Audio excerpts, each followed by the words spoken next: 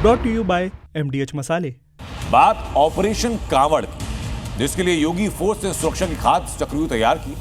सबसे पहले बताता हूं आपको कि इस चक्रव्यूह में कौन कौन सी परतें हैं, इसको लेयर बाय लेयर जरा समझिए। इस चक्रव्यूह के पहले घेरे में यूपी का सिक्योरिटी सिस्टम अलर्ट किया गया।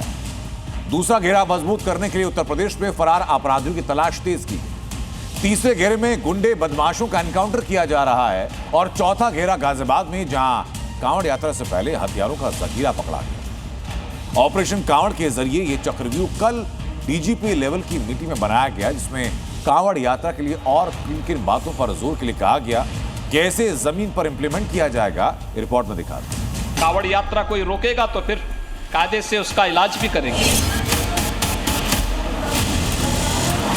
सनातनियों के पावन महीने सावन की शुरुआत बस होने ही वाली है।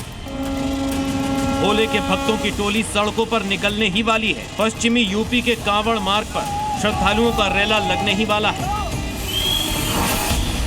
मगर उससे पहले योगी फोर्स एक्शन में है। यूपी पुलिस के जवान शहर शहर सड़कों पर उतर आए हैं, क्योंकि इस बार कांवड़ यात्रा पर योगी का मंत्र है जीरो इंसिडेंट जीरो एक्सीडेंट, यानी ना तो कांवड़ यात्रा और कांवड़ियों को लेकर कोई अप्रिय घटना हो और दूसरी तरफ पूरी तरह सड़क पर सुरक्षा भी मौजूद रहे। और इसके लिए बकायदा गाइडलाइंस भी जारी कर दी गई। कांवड़ यात्रा शुरू होने के 15 दिन पहले ही यूपी के डीजीपी ने हाई लेवल बैठक की, जिसमें साफ साफ कहा गया कि पूरे यूपी में कांवड़ यात्रा के लिए सख्त सुरक्षा व्यवस्था सुनिश्चित की जाए। संवेदनशील इलाकों पर अतिरिक्त पुलिस बल तैनात की जाए। कांवड़ मार्गों, शिविरों और घाटों पर सुरक्षा बढ़ाई जाए। बैरिकेडिंग, लाइटिंग और ट्रैफिक मैनेजमेंट भी दुरुस्त हो। ड्रोन, सीसीटीवी और सोशल मीडिया से निगरानी रखी जाए। इसके अलावा कांवड़ यात्रा पर डीजे की ऊंचाई और आवाज को भी नियंत्रित रखने के आदेश दिए हैं। उत्तर प्रदेश में इस बार कांवड़ यात्रा सिर्फ आस्था का ही नहीं बल्कि सुरक्षा का भी कड़ा इम्तिहान होगा। यही वजह है कि सरकार ने जीरो इंसिडेंट जीरो एक्सीडेंट का लक्ष्य रखा है। डीजीपी स्तर से सभी पुलिस अधिकारियों को निर्देश दे दिए गए हैं कि श्रद्धालुओं की यात्रा पूरी तरह सुरक्षित हो।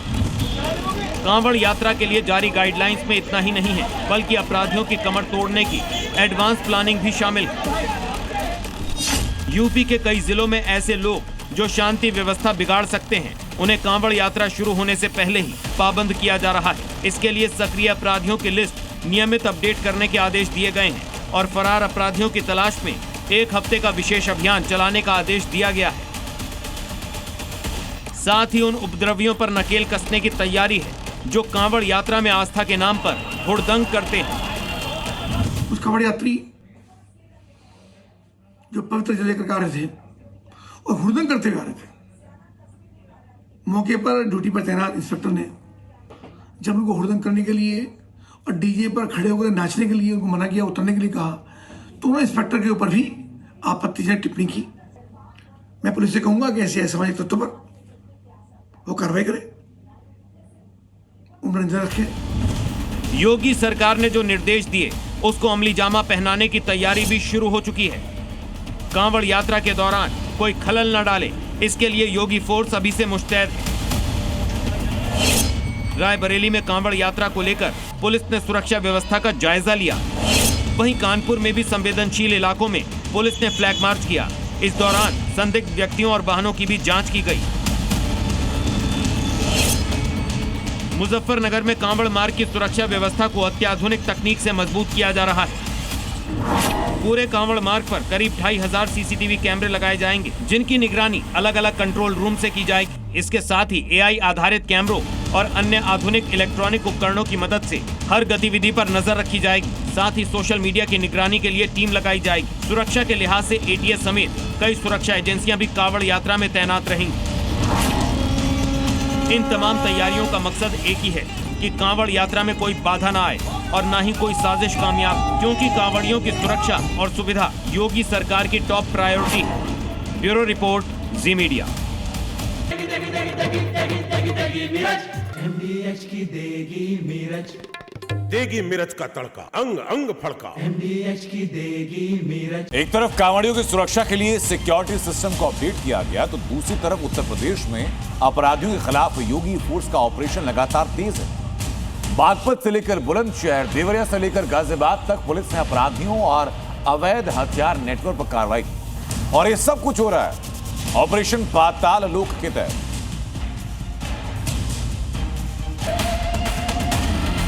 ऑपरेशन पाताल लोक, यूपी के अपराधियों में खौफ।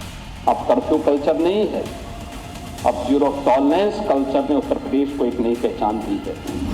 योगी फोर्स का चक्रव्यूह, क्रिमिनल्स का बचना मुश्किल है। उत्तर प्रदेश के अंदर सुदृढ़ कानून व्यवस्था की स्थिति के कारण उत्तर प्रदेश अब फेयर जोन से फेक जोन में बदल गया है। यूपी फेयर जोन से फेक जोन में यूं ही नहीं आया है, उसके पीछे है सीएम योगी का अपराध मुक्त उत्तर प्रदेश बनाने का संकल्प। और इस संकल्प की राह में जो भी अपराधी रोड़ा अटकाता है उसका इलाज पीतल फॉर्मूले से होता है। और जिस अपराधी ने योगी की चेतावनी को अनसुना किया उसका अंजाम क्या होता है ये तस्वीरों में देख सकते हैं। ये 3 तस्वीरें यूपी में योगी फोर्स के दनादन एनकाउंटर की पूरी कहानी बयां कर रही है। बागपत से बुलंदशहर और देवरिया तक योगी फोर्स का एक्शन साफ नजर आ रहा है और अपराधियों का गैंग लंगड़ा रहा है। पहली तस्वीर बागपत की है, जहां युवक के सिर में गोली मारकर हत्या करने वाले हत्यारे का योगी फोर्स ने फुल एंड फाइनल हिसाब कर दिया। दरअसल किशनपुर बिराल गांव में शराब पार्टी के दौरान विनय को उसके ही दोस्त ऋतिक ने गोली मार दी थी। मृतक और आरोपियों के बीच पहले से वर्चस्व को लेकर विवाद चल रहा था, जिसके बाद इस वारदात को अंजाम दिया गया था। मगर पुलिस ने 24 घंटे के अंदर ही हत्या के आरोपी ऋतिक को एनकाउंटर के बाद धर दबोचा। अभियुक्त द्वारा पुलिस बल पर जान से मारने के लिए से फायर किया गया। आत्मरक्षा जवाबी कार्रवाई में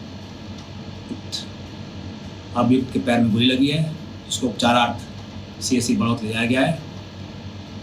अग्रिम कार्रवाई स्थानीय पुलिस द्वारा की जा रही है। बुलंदशहर में भी योगी फोर्स का एक्शन नजर आया। हत्या के मामले में वांटेड पर पुलिस ने शिकंजा कसा। 12 जुलाई को हुई जान मोहम्मद की हत्या के मामले में फरार चल रहे आरोपी लोकेश को पुलिस ने मुठभेड़ के बाद गिरफ्तार कर लिया।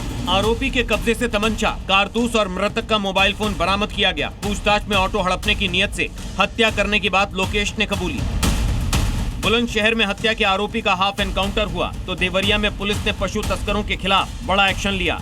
मुठभेड़ के दौरान एक आरोपी घायल हुआ, जबकि 3 अपराधी पुलिस के हत्थे चढ़ गए। हत्यारों और तस्करों पर शिकंजा कस रही है। निशाने पर वो अपराधी भी हैं जो यूपी में आर्म्स सप्लाई करते हैं। गाजियाबाद पुलिस ने दिल्ली NCR में अवैध हथियारों की सप्लाई करने वाले एक बड़े नेटवर्क का भंडाफोड़ किया है। पुलिस ने 3 आरोपियों को गिरफ्तार कर उनके कब्जे से 7 पिस्टल और करीब 2 दर्जन कारतूस बरामद किए हैं। जांच में खुलासा हुआ है कि पूरा नेटवर्क तिहाड़ जेल में बंद कुख्यात अपराधी उमेश पंडित के इशारे पर चल रहा था। आरोपी शामली से सस्ती पिस्टल मंगवाकर उन्हें मेड इन इटली बताकर महंगे दामों में दिल्ली NCR में बेचते थे। जहाँ पे अवैध असला जिनको इन्होंने खरीदा, अवैध असला खरीदना बेचना दोनों अपराध है। यदि इस संबंध में जो भी हमको जानकारी मिली है उनमें से जो भी पकड़ा जाएगा, उनके पास से बरामदगी होगी तो उनके खिलाफ भी विधिक कार्रवाई अमल में लाएगी। पुलिस अब इस गिरोह से जुड़े फरार आरोपियों और हथियार खरीदने वालों की तलाश में जुटी है। योगी फोर्स का मकसद साफ है, कांवड़ यात्रा शुरू होने से पहले अपराधियों पर लगाम लगाना, ताकि भोले के भक्तों की राह में कोई बाधा न आए। ब्यूरो रिपोर्ट, जी मीडिया। दादी के हाथों का जादू और खुशबू से महकता घर। MDH गरम मसाला, असली मसालों से भरा हूँ मैं, क्योंकि हर रिश्ता है स्वाद से जुड़ा। और बात राम मंदिर चढ़ावा चोरी की। इस मामले की जांच में स्पेशल इन्वेस्टिगेशन टीम ने आरोपियों से पाई का हिसाब लिया जा रहा है। इस बीच बुलडोजर भी तैयार है, जो कभी भी चंदा आरोपियों के घर पर, उनके मकान पर, लवकुश मिश्रा के मकान को जमींदोज कर सकता है, क्योंकि चढ़ावे के पैसे से बने उसके मकान पर फाइनल नोटिस लगाया जा चुका है।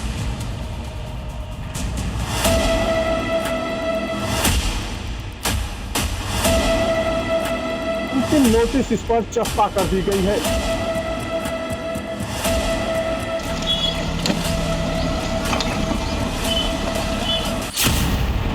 दान चोरों पर bulldozer action, countdown start. Ram मंदिर में चोरी करने वालों से न सिर्फ पाई का हिसाब लिया जा रहा है, बल्कि चोरी के पैसे से बने अवैध साम्राज्य भी अब बुलडोजर के टारगेट पर हैं। दान चोरी के आरोपी लवकुश मिश्रा के निर्माणाधीन घर के बाहर फाइनल नोटिस चस्पा हो गया है। किसी भी वक्त उस पर बुलडोजर चल सकता है। अयोध्या विकास प्राधिकरण के नोटिस की मियाद भी आज पूरी हो रही है। अगर पुख्ता दस्तावेज नहीं मिले तो बुलडोजर कार्रवाई हो सकती है। लव कुश मिश्रा के साथ ही अनुकल्प पर भी दान चोरी के पैसों से घर बनाने का आरोप है।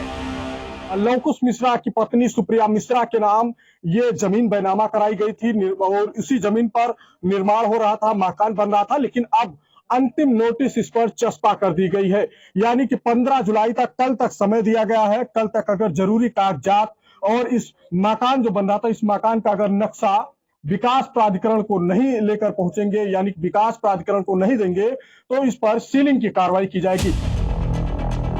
लव कुश मिश्रा ने राम मंदिर में काम करने के दौरान ही जमीन खरीदी थी जो उसकी पत्नी के नाम पर है।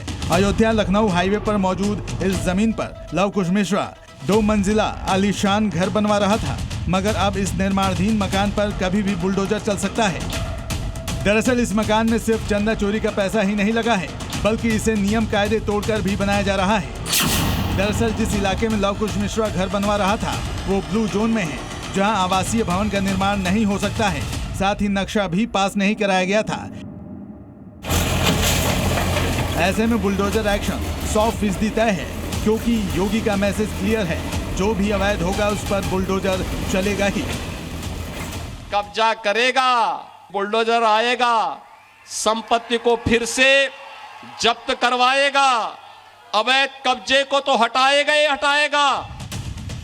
राम भक्तों की आस्था से खिलवाड़ करने वालों पर सिर्फ बुलडोजर का खतरा ही नहीं मंडरा रहा, बल्कि योगी सरकार आरोपियों से रिकवरी की भी तैयारी में है। जेल में बंद चढ़ावा चोरी से पाई का हिसाब लिया जा रहा है। यूपी पुलिस ने चढ़ावा चोरी के 2 आरोपियों सुभाष श्रीवास्तव और राम शंकर मिश्रा को 14 घंटे की रिमांड पर लिया है। इससे पहले योगी फोर्स ने दोनों से सवालों की लिस्ट तैयार कर रखी है, क्योंकि महापाप का पूरा हिसाब जो करना है। पुलिस को रिमांड मिली है और उम्मीद की जा रही है कि इस पूछताछ में जो चढ़ावा चोरी होता था उसका बंटवारा कैसे करते थे, उन पैसों का ये लोग बंटवारा कहाँ करते थे, कैसे करते थे और कौन कौन लोग इसमें शामिल थे, उन सभी बातों पर पुलिस जो है वो आज पूछताछ करेगी। हैरानी की बात है कि सुभाष श्रीवास्तव को भ्रष्टाचार के आरोप में एक सरकारी बैंक से निकाला गया था और राम मंदिर में इसने चढ़ावे की गिनती के काम में जगह बना ली। खास बात यह है कि सुभाष श्रीवास्तव राम मंदिर में मुफ्त सेवा देता था, ताकि चढ़ावा चोरी के काम को बिना किसी बाधा के जारी रखा जा सके और भगवान के नाम पर चढ़ावे की चोरी होती रहे।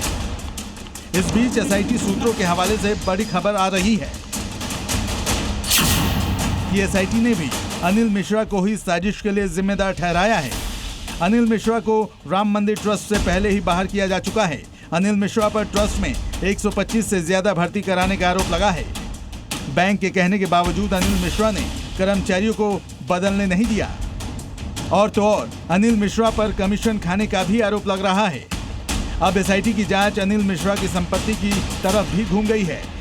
ये पता लगाया जा रहा है कि ट्रस्ट बनने के बाद अनिल मिश्रा की संपत्ति कितनी बढ़ी, पैसे कहां से आए और पैसे कहां खर्च किए गए। इन सवालों का जवाब मिलने के बाद ही चंदा चोरों का पक्का हिसाब किया जाएगा। अयोध्या से प्रीति श्रीवास्तव और प्रवेश पांडे के साथ ब्यूरो रिपोर्ट, जी मीडिया। दादी के हाथों का जादू और खुशबू से महकता घर। MDH गरम मसाला, असली मसालों से भरा हूँ मैं, क्योंकि हर रिश्ता है स्वाद से जुड़ा।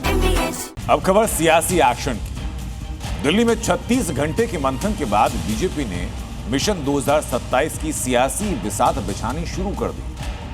उत्तर प्रदेश में विकास, कानून व्यवस्था और संगठन पर फोकस है, तो महाराष्ट्र में गठबंधन और नई समीकरणों पर मंथन जारी है। इस महामंथन से क्या क्या निकला, इस रिपोर्ट में दिखाते हैं आपको।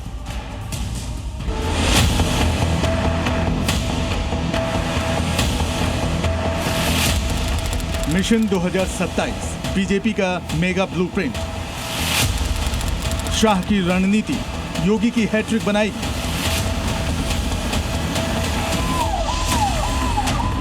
छत्तीस घंटों से दिल्ली में जो महामंथन हो रहा है उसके सेंटर में है बीजेपी के सबसे बड़े रणनीतिकार अमित शाह और टारगेट है यूपी और महाराष्ट्र, जिसके लिए सियासी बिसात अभी से बिछनी शुरू हो गई है।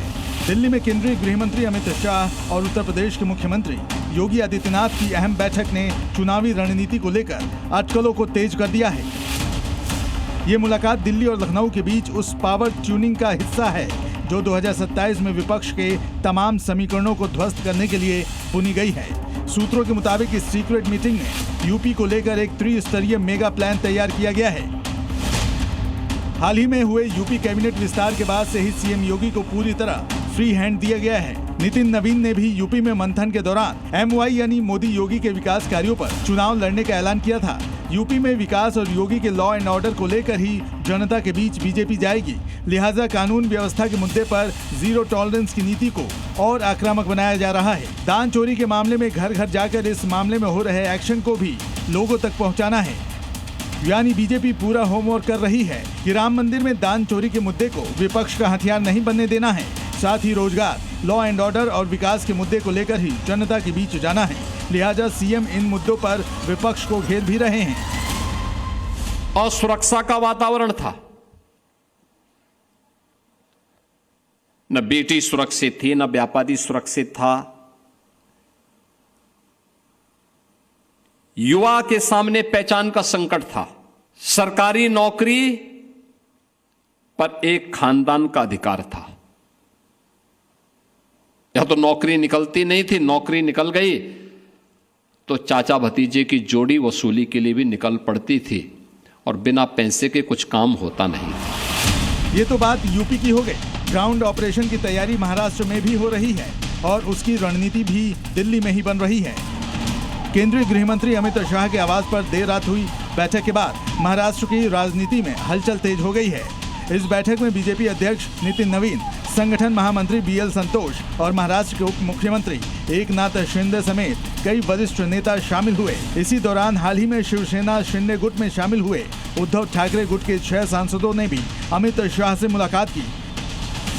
मीटिंग हुई, सदिच्छा भेंट थी और अमित भाई के साथ हमारे 6 सांसद थे, उनकी बैठक हुई है, सदिच्छा भेंट थी और उनके चुनाव क्षेत्र के विकास कार्यों के बारे में। सूत्रों के मुताबिक बैठक में महाराष्ट्र के राजनीतिक समीकरणों और संभावित गठबंधन विस्तार पर भी चर्चा हुई। ऐसी अटकलें भी हैं कि शरद पवार गुट की NCP को NDA में शामिल करने की संभावनाओं पर मंथन हुआ और इसी कारण केंद्रीय मंत्रिमंडल विस्तार में देरी हो रही है। साफ है कि यूपी से लेकर महाराष्ट्र तक बीजेपी का ग्राउंड ऑपरेशन तेज है। अब देखना होगा इसके नतीजे क्या होते हैं। ब्यूरो रिपोर्ट, जी मीडिया। पश्चिम बंगाल की खबर पर बात होनी आज बहुत जरूरी है, क्योंकि वहां सत्ता परिवर्तन के साथ एक लेखिका की वापसी हो रही है 20 सालों के बाद। तस्लीमा नसरीन का अघोषित वनवास खत्म होने जा रहा है। 1 अगस्त को कलकत्ता के रविंद्र सदन में तस्लीमा का एक ऐतिहासिक कार्यक्रम होगा, जिसमें खुद सूबे के नए मुख्यमंत्री शुभेंदु अधिकारी मौजूद रहेंगे। लेकिन तस्लीमा नसरीन की भारत वापसी पर बंगाल की सियासत कैसे गर्मा गई है, क्यों गर्मा गई है, उसकी रिपोर्ट आपको देखनी चाहिए।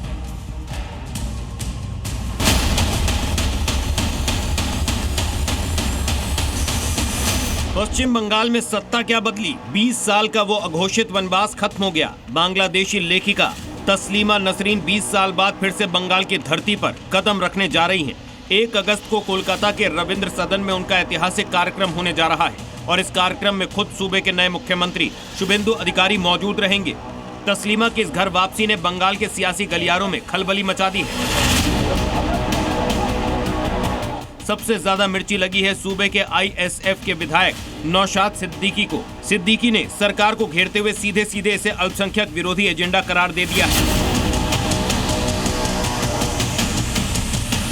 तस्लीमा नसरीन जो आएगा आके क्या बोलेगा, मुसलमान के खिलाफ 2-4 अनब शनब बात बोल के चला जाएगा।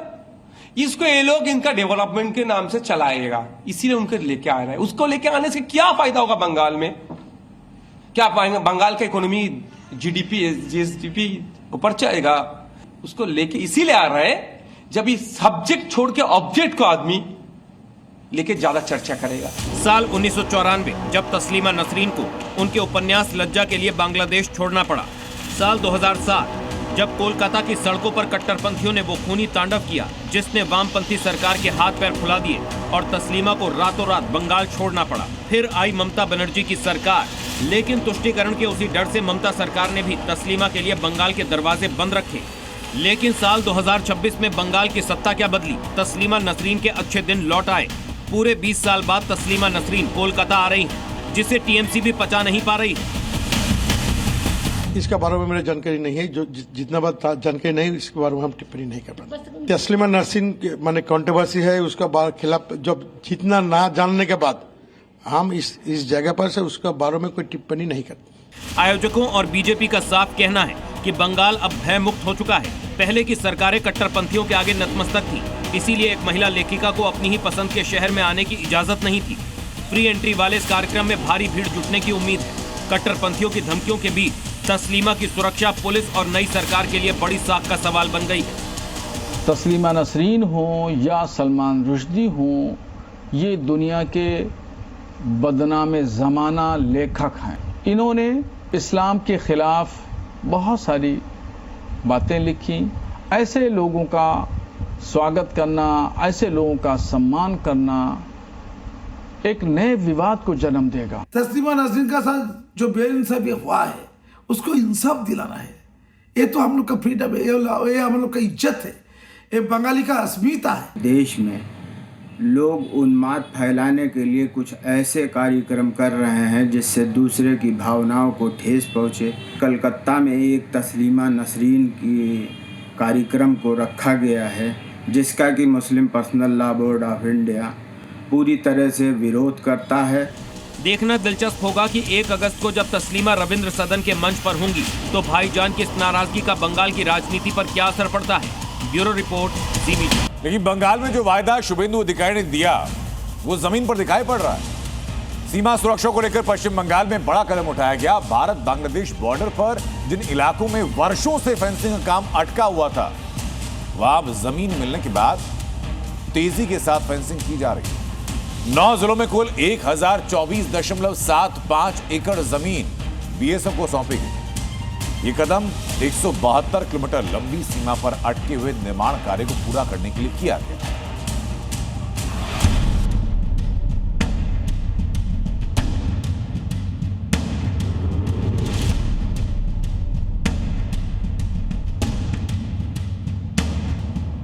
आने वाला 45 डेज के अंदर पूरा के पूरा जमीन एमएचए को ट्रांसफर करेगा, बीएसएफ फेंसिंग पूरा कर देगा और इलीगल इन्फिल्ट्रेटर्स का जो हमारी प्रॉब्लम चल रहा है ये भी कुछ दिन के अंदर रिजॉल्व हो जाएगा। शुभेंदु अधिकारी ने जो कहा था अब एक एक बात जमीन पर उतर रही है। बांग्लादेश सीमा पर घुसपैठ के डंकी रूट पर तारबंदी हो रही है। भारत बांग्लादेश बॉर्डर पर सुरक्षा का घेरा लगातार मजबूत किया जा रहा है। सीमा पर जिन इलाकों में वर्षों से जमीन के अभाव में फेंसिंग अटकी हुई थी, वहां अब काम तेज करने का रास्ता भी साफ हो गया। शुभेंदु सरकार ने 172 किलोमीटर लंबे बॉर्डर सेक्टर में फेंसिंग के लिए 1024 एकड़ जमीन बीएसएफ को सौंप दी है और उसका असर भी नजर आने लगा है। जहां पहले ओपन बॉर्डर था, जिस रास्ते से अवैध बांग्लादेशी हिंदुस्तान में घुसपैठ करते थे, अब वहां तारबंदी हो चुकी है ताकि कोई भी घुसपैठिया हिंदुस्तान की जमीन में दाखिल नहीं हो सके। बीएसएफ और प्रशासन मिलके जो काम कर रहा है, एक काम बहुत अच्छा हो रहा है। हम बहुत खुश है जे क्योंकि जो घुसपैठिया जो अंदर आ जाता है हमारा इंडिया में आके बहुत गलत काम करता है, घुसपैठिया नहीं इधर आएगा। आप कोई आतंकवादी व उग्रवादी का को काम कम हो जाएगा, इसलिए हम लोग बहुत खुश है। आप जरा ये समझ लीजिए कि पश्चिम बंगाल के किन किन इलाकों में तारबंदी के लिए जमीन बीएसएफ को मिल चुकी है। जो जमीन बीएसएफ को बंगाल की ओर से दी गई है उसमें सबसे बड़ा हिस्सा मुर्शिदाबाद का है। यहाँ 337 एकड़ जमीन ट्रांसफर की गई जो बॉर्डर के 45.4 किलोमीटर हिस्से को कवर करती है। इसके बाद नॉर्थ 24 परगना का नंबर आता है जहाँ 42.07 किलोमीटर के लिए 241 एकड़ जमीन दी गई है। वहीं कूच बिहार में लगभग 39 किलोमीटर फेंसिंग के लिए 135 एकड़ जमीन दी गई है, जबकि मालदा में 20 किलोमीटर फेंसिंग के लिए 176 एकड़ जमीन सौंपी गई है। इसके बाद नदिया का नंबर है जहां लगभग 15 किलोमीटर फेंसिंग के लिए 95 एकड़ जमीन दी गई है। साउथ दिनाजपुर में 7.75 किलोमीटर फेंसिंग के लिए लगभग 26 एकड़ जमीन, जबकि दार्जिलिंग, नॉर्थ दिनाजपुर और जलपाईगुड़ी में करीब 3 किलोमीटर फेंसिंग के लिए करीब 11 एकड़ जमीन ट्रांसफर की गई है।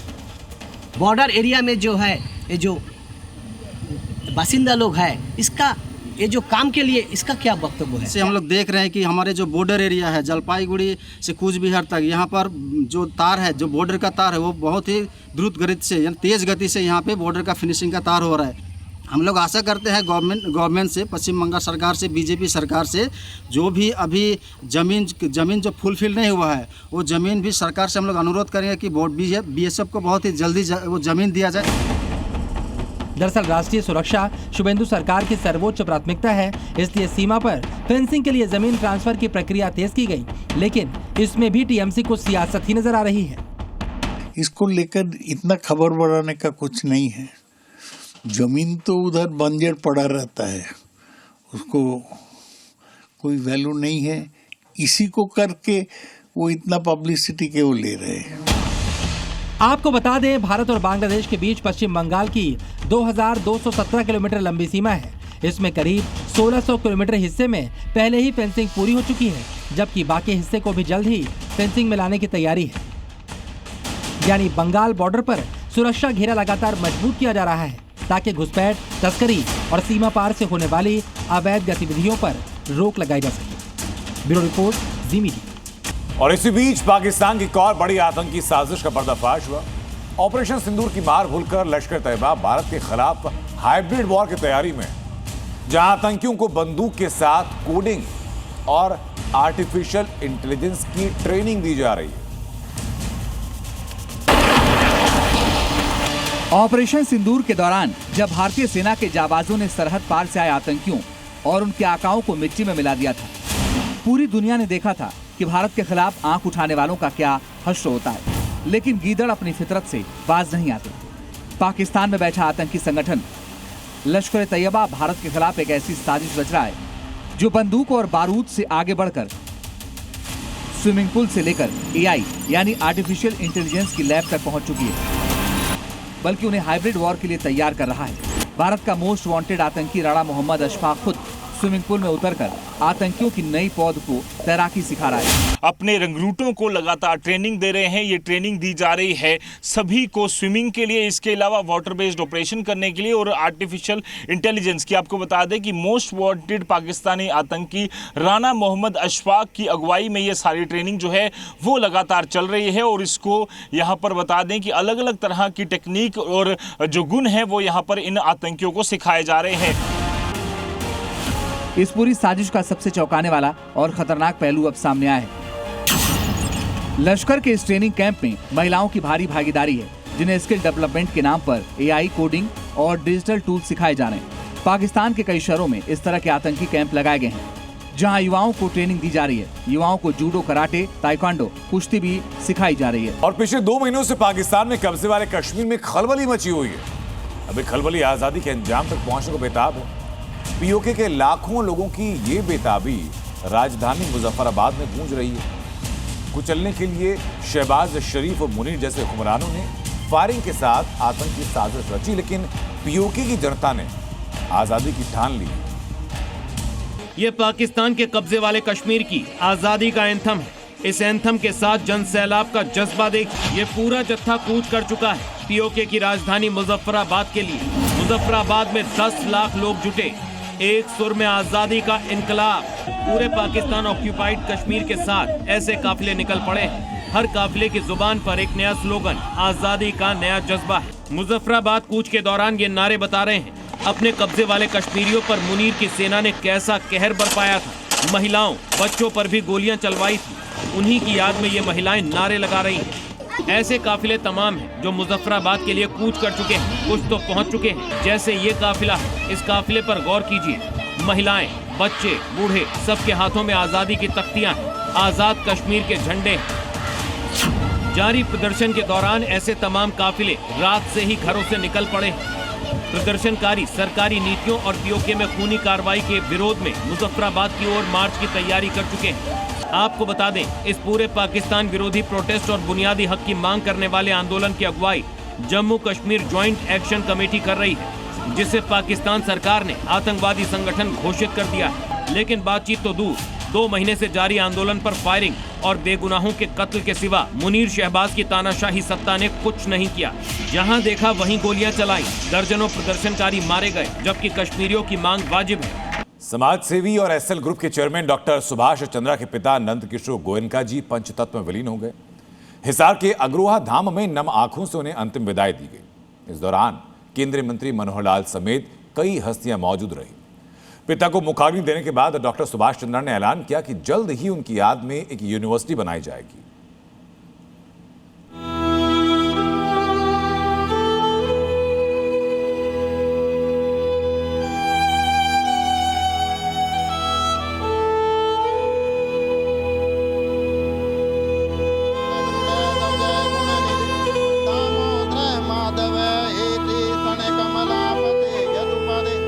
समाज सेवा, गौ सेवा में समर्पित राष्ट्रीय स्वयंसेवक संघ के निष्ठावान स्वयंसेवक और एसएल ग्रुप के चेयरमैन डॉक्टर सुभाष चंद्रा के पिता नंद किशोर गोयनका जी आज पंचतत्व में विलीन हो गए।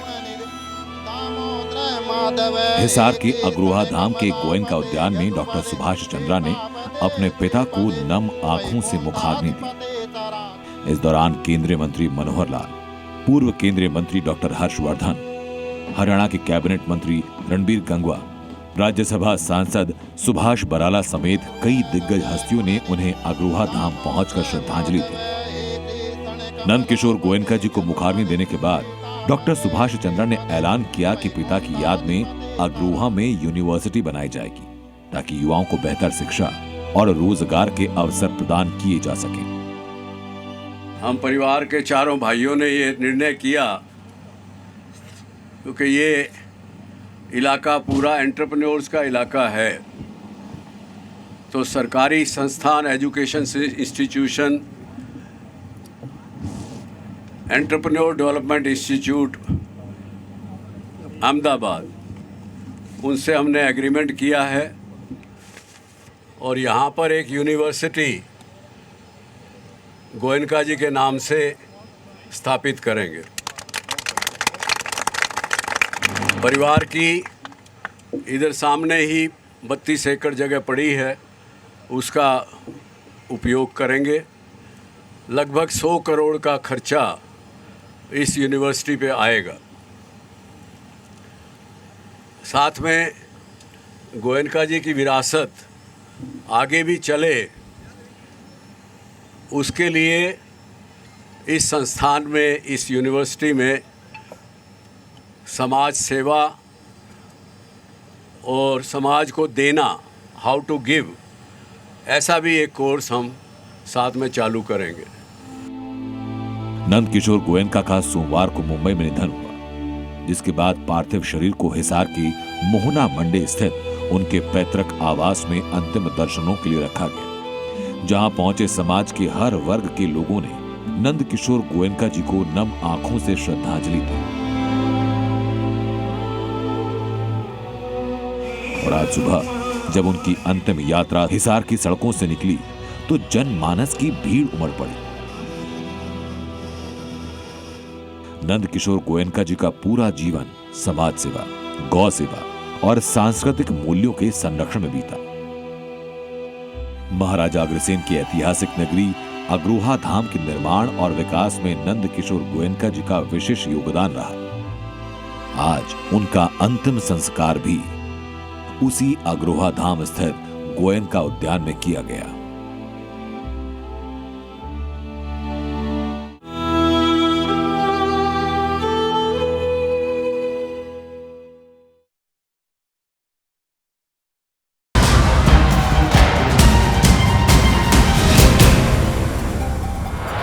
Brought to you by MDH मसाले।